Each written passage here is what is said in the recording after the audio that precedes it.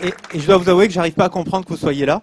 Parce qu'aujourd'hui, la moitié du pays, voire les trois quarts, est en train de bloquer le pays et pour ne pas travailler 2 ans de plus. Et vous ne bloquez pas le pays et vous acceptez de travailler 24 heures d'avance sur tout le monde. C'est un truc que j'arrive pas à expliquer, mais bravo à vous, quoi.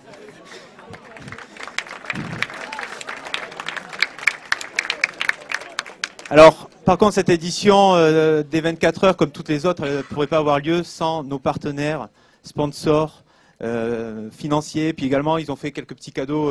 Ça, on en parlera samedi prochain. C'est grâce à eux qu'on peut faire ce type d'édition. Et donc, je voudrais qu'on les remercie tous. Je ne peux pas tous les citer. Vous avez la liste des logos qui est en train de diffuser. Merci de les applaudir parce que c'est quand même grâce à eux qu'on fait ça.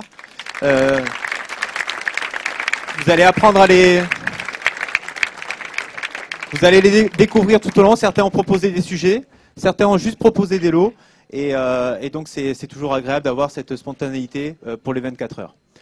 Et puis, je vais devoir remercier également, et puis vous également, c'est toutes les entreprises, les porteurs de projets qui ont accepté de nous livrer un sujet d'étude qui va normalement vous tenir en haleine 24 heures pour la plupart.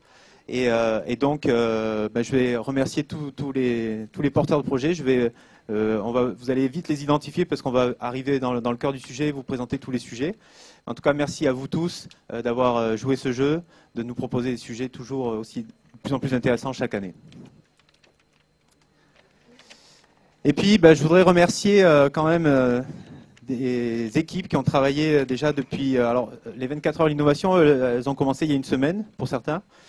Et ils ont déjà quelques heures de retard de sommeil. Et je pense notamment à nos 2 équipes. On a alors tous les gens que vous voyez en t-shirt noir avec 24 heures d'innovation écrit en doré et staff derrière. C'est notre équipe logistique qui nous aide à organiser cet événement. Et également cette année, vous avez remarqué la présence de caméras qui diffusent en fait les 24 heures en direct dans le cadre d'une web TV. Et donc, je voudrais que vous fassiez une petite salve d'applaudissements parce que ça fait une semaine qu'ils sont dessus. Donc, n'hésitez pas à tous vous montrer. Je ne sais pas où ils sont. Vous allez les croiser. Mais ils auront droit, surtout, pour l'instant, vous ne savez pas ce que c'est. Vous allez voir qu'à demain, on va les faire monter sur scène et ils auront droit à une standing ovation. Je compte sur vous. Alors, on a créé ces 24 heures il y a 4 ans maintenant, c'est la 4e édition. Je vais vite vous faire un petit historique, assez rapide. On a commencé en 2007, et première édition, et puis on a quand même déposé le nom au titre de Hestia, donc c'est notre petite marque à nous. On peut l'exporter, on peut vous proposer de travailler dans vos pays respectifs, dans vos écoles respectives. On est ouvert sur ce type de collaboration. En 2008, on a fait une 2e édition, le nombre de participants a augmenté, et puis on a eu le trophée des grandes écoles remis par l'étudiant dans la catégorie relations avec les entreprises. En 2009, on a eu un parrainage par l'année européenne de la créativité et de l'innovation. Et puis en 2010, on a fait notre première édition. La marque s'est exportée à l'étranger. On a fait une première édition dans un pays assez éloigné de nous, à Montréal, Québec. Et il y a eu une première édition où l'Hestia aussi a participé à distance, et peut-être d'autres écoles. Et depuis 4 ans maintenant, on a le support de chercheurs qui viennent observer, qui viennent essayer de comprendre pourquoi des gens acceptent de travailler 24 heures pour la plupart non-stop. Alors que quand on vous demande un projet d'étude, un stage, vous traînez des pieds. Et là, vous acceptez de travailler 24 heures chrono dessus, sans dormir pour la plupart, en travaillant dans des conditions difficiles. Certes, on va vous proposer un peu de café. Vous avez vu, il y a un camion de pizza là, qui est en train de travailler depuis ce matin. Mais donc, on essaie de comprendre ce phénomène mystérieux. Et donc, on a des chercheurs qui viennent observer des équipes, essayer de comprendre comment vous organisez pendant 24 heures. Donc, cette année, vous verrez, il y aura encore quelques expérimentations. Donc, il y a Grenoble qui travaille avec nous à distance en visioconférence, qui utilise ce support-là. Il y a des personnes du Luxembourg, je ne sais pas s'ils sont présents à ce moment-là, Olivier Zéphir. Enfin, il doit être en train d'aider la visioconférence, mais qui va suivre des équipes également. Et l'Université de Basse, qui va travailler à distance avec nous et qui a envie de travailler en collaboration avec une équipe locale. Donc si certains veulent travailler avec 5 étudiants de Basse à distance avec des visioconférences et avoir un chercheur qui analyse tout ça, vous êtes les bienvenus. Alors cette année, l'innovation, comme j'ai dit, hein, ça fait déjà une semaine qu'on est dessus parce qu'on a organisé les 24 heures dans le cadre de la semaine We Create. Donc ça a été une semaine complète de créativité et d'innovation. C'était Monsieur Iban Lissarald qui était aux commandes de cette semaine-là. Je sais pas, il est juste devant. Donc vous pouvez l'applaudir parce qu'il a fait mieux que moi.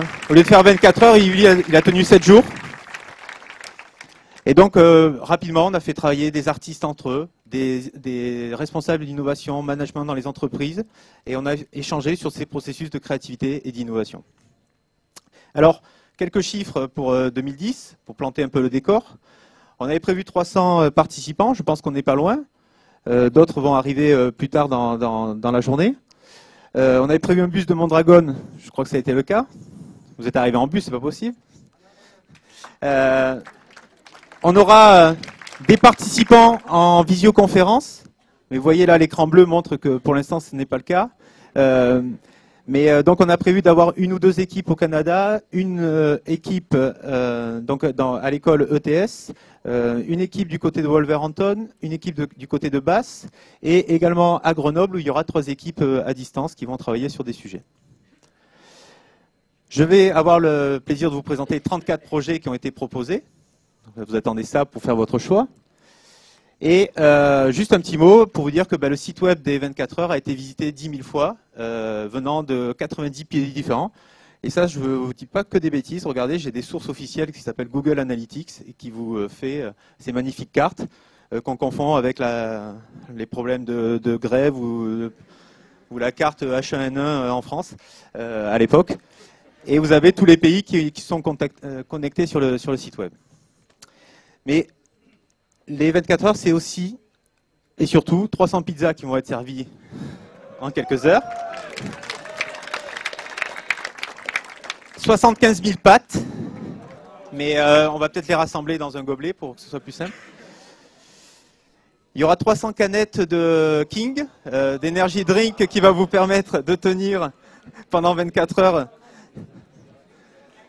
Et puis, si certains vraiment s'endorment, on a quand même du café, une centaine de litres à peu près, qu'on va pouvoir vous servir 24 heures sur 24. Et puis, alors je ne sais pas si c'est la bonne traduction en anglais, je n'ai pas vérifié, mais on a compté à peu près, ça va vous faire 2450 heures de sommeil en moins. On a compté 8 heures à peu près par personne, et fois 300, on n'est pas loin, plus nous, ce qu'on a... Donc ça fait quand même pas mal. Alors tout ça, c'est bien. Mais on a quand même un impact environnemental sur le produit sans avoir commencé, sur l'environnement, pardon, parce qu'on s'est tous déplacés, on est tous venus dans le même lieu. Il faut qu'on soit conscient de ça. Je suis désolé de casser un petit peu l'ambiance qui commençait à monter, mais l'année dernière, on a fait un bilan carbone de l'édition 2009, et donc je voulais vous présenter les résultats. Je fais un peu de pédagogie, de sensibilisation. En fait, vous voyez, l'année dernière, vous avez le bilan total des émissions CO2 en kilogrammes CO2 en fonction du type de transport qui avait été privilégié l'année dernière, voiture, covoiturage, avion, bus. Donc vous voyez un petit peu les chiffres que cela donne selon votre mode de transport. Donc faites maintenant, je n'ai pas les chiffres de 2010, hein, ça va être un peu difficile de vous le donner en direct, mais ça vous donne un peu une idée. Alors par contre, on n'a pas été si mauvais que ça, parce qu'on a regardé également ce qu'on avait économisé. On aurait pu faire beaucoup plus pire. Si vous voyez, en fait, ça c'est ce qu'on a fait l'année dernière, et ça c'est ce qu'on aurait pu faire en étant pas bon, c'est-à-dire de ne pas utiliser de visioconférence, de ne pas faire du covoiturage. Et donc là, on est arrivé à ça, mais on aurait pu faire pire. Donc ça veut dire qu'on n'a pas été bon, exceptionnel, mais on a fait des efforts. Alors pour ça, il faut vous rattraper. Maintenant, je compte sur vous. Maintenant qu'on a fait un bilan de CO2 détestable pour la planète, il va falloir envoyer des résultats en 24 heures, trouver des protos, trouver des idées. Qu'est-ce qu'on attend de vous? Tout simplement des nouveaux produits, des nouveaux brevets. Je ne rêve pas, c'est arrivé déjà dans le passé. On a eu des histoires où, lors des 24 heures, des brevets sont sortis, des cartons, quelques semaines après les éditions. Certains vont nous faire des prototypes. Alors avec ce que vous allez trouver à l'Estia, démontez pas les murs, mais vous allez trouver du matériel qui vont peut-être vous permettre de faire un petit proto, un petit démonstrateur de votre solution. Faites des scénarios d'utilisation, des storyboards, ce que vous voulez. Bref, tout ce qui peut épater le jury. Alors, je vous montre des exemples de choses qui ont été faites aux 24 heures dans les années précédentes. Vous voyez, il y a des niveaux de réalisation assez... c'est le minimum qu'on attend de vous. Ça, c'est le passé. Maintenant, avec les nouveaux outils, vous allez faire beaucoup mieux cette année. Alors, il faut faire mieux. Et alors, l'année dernière, je vous avais présenté ça. C'est une petite danseuse qui tourne. Alors, pour ceux qui n'étaient pas là, il y a quelques nouveaux dans la salle. Ce qui est marrant, c'est que vous la voyez tourner. Et vous l'avez tourner comme ça? Oui? Et dans l'autre? Donc effectivement, vous pouvez la voir tourner dans les deux sens. Alors ce qui est rassurant, c'est si vous la voyez tourner. Si vous ne l'avez pas tourner, levez le doigt, on va vous donner quelques canettes en avance, c'est qu'il y a un problème, quoi. Bon, juste ça, c'est pour dire qu'en fait, suivant si vous êtes cerveau droit, cerveau gauche, ce qui n'a jamais été prouvé par la science, mais ce que je veux dire, c'est qu'aujourd'hui, on a besoin de tout le monde, de tous les cerveaux droits et de tous les cerveaux gauches. Donc je vais enchaîner sur la suite. Non, je reviens à mon problème de départ. C'est on a une empreinte carbone cette année non négligeable, et donc il y a une solution à faire. C'est dans vos solutions que vous allez proposer, mais soyez éco-innovants. Proposez des innovations responsables. Ça veut dire quoi responsable? C'est qu'elles s'appuient sur le pilier du développement durable, que c'est une valeur économique intéressante pour vos porteurs de projets, mais également une valeur sociétale et une valeur environnementale. Alors pour ça, je voulais juste vous montrer un exemple. Vous êtes en train de vous poser la question pourquoi je vous propose ce tableau.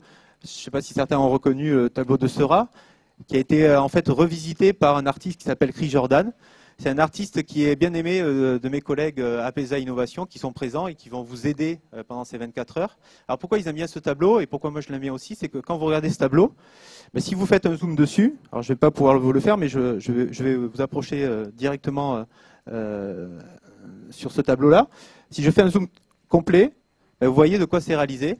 C'est réalisé par des canettes alu. Alors vous dire, ouais, mais bon, il faut boire toutes les canettes. Alors ce qui est intéressant, c'est que derrière, le message qui est passé dans cette œuvre, c'est que tout ça, ça a été fait avec 106 000 canettes d'aluminium de boissons et qui correspond en fait à la consommation toutes les 30 secondes des États-Unis. Donc ça vous donne juste un chiffre. Alors, ça veut dire quoi? J'attends pas de vous que vous fassiez des œuvres artistiques et puis après, mais on espère vous sensibiliser de plus en plus à des solutions créatives mais innovantes, mais aussi également responsables.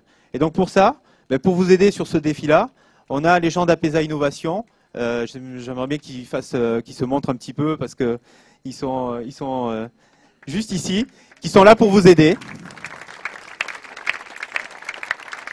Ils vont vous aider à stimuler votre réflexion sur des éco-concepts, mais également à faire, pourquoi pas, des analyses environnementales. Si demain vous voulez mesurer la performance environnementale de votre solution, ils peuvent éventuellement vous aider à mesurer ça. OK ?